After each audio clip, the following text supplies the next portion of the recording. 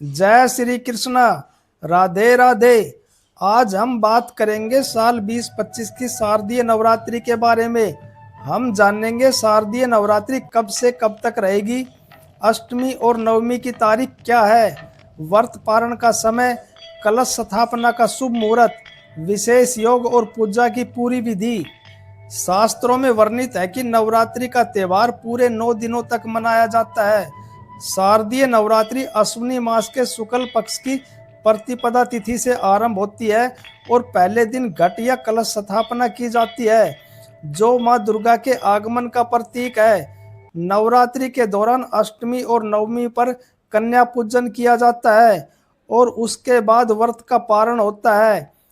पंचांग के मुताबिक 2025 में शारदीय नवरात्रि कई शुभ योगों में आने के कारण और भी महत्वपूर्ण मानी जा रही है।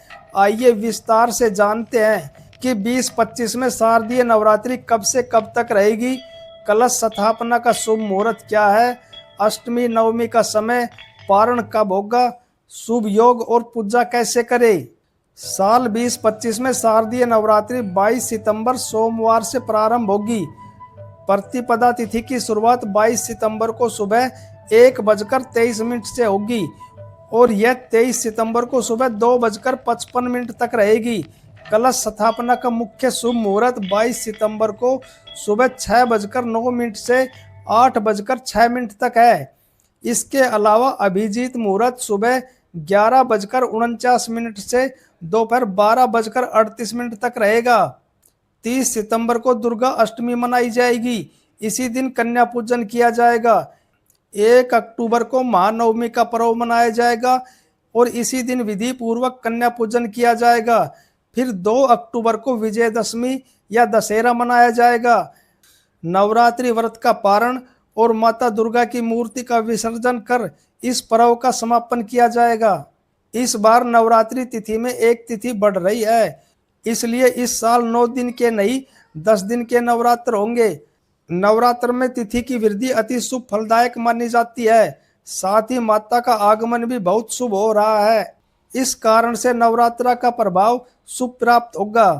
धार्मिक मान्यताओं के अनुसार नवरात्रा की प्रतिपदा तिथि पर ब्रह्म मुहूर्त में उठे, स्नान करे, शुद्ध कपड़े पहने, एक साफ चौकी पर लाल कपड़ा बिछाए और उस पर स्वास्तिक बनाए, फिर रोली और चावल से तिलक लगाए, माँ दुर्गा की विधिवत पूजा करे। पूजा स्थान पर कलश स्थापित करे, कलश में अशोक या आम के पत्ते लगाए, फिर ऊपर चुनरी बांधे और नारियल रखे। अब माँ अम्बे का ध्यान करके दीप जलाए और आरती करे। पूरे 9 दिनों तक रोजाना माँ के अलग अलग रूपों की पूजा करे, जैसे पहले दिन शैलपुत्री, दूसरे दिन ब्रह्मचारिणी और इसी क्रम से पूजा करे। व्रत रखने वाले फलाहार ले और शाम को आरती जरूर करे। यह नवरात्रि विशेष रूप से शुभ है।